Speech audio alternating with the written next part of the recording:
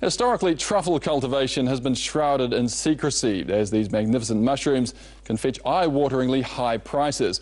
While France has long produced most of the estimated 80 tonnes a year, other countries have learned the secrets of cultivation, and truffle farming is now laying down roots across the world.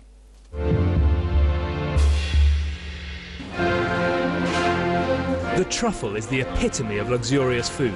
More expensive than caviar, this titanic tuber feeds off underground tree roots, is hunted with pigs, dogs and even flies, and commands staggering prices in the global marketplace.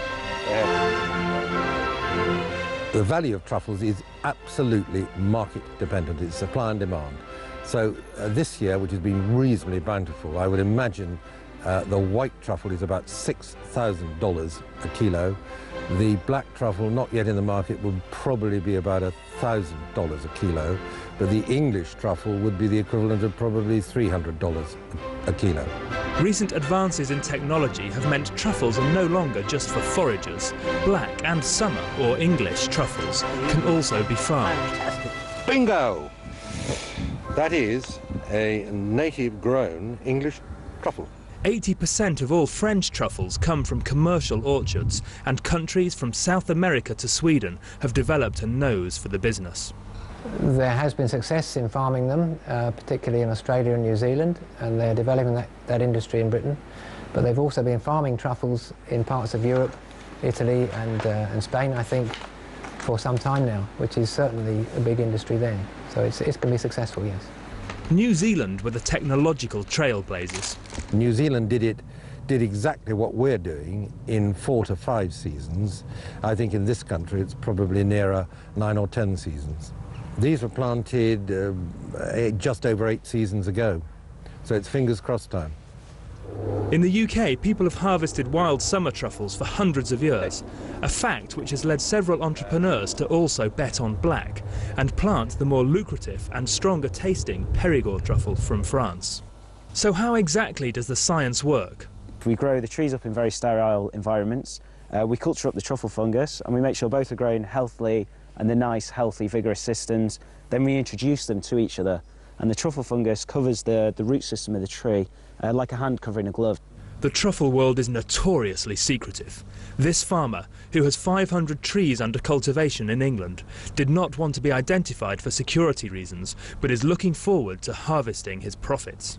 Potentially off a site like this, we'd be looking at 20 to 50 kilos per year, which would realise $12,000 to $40,000 per season.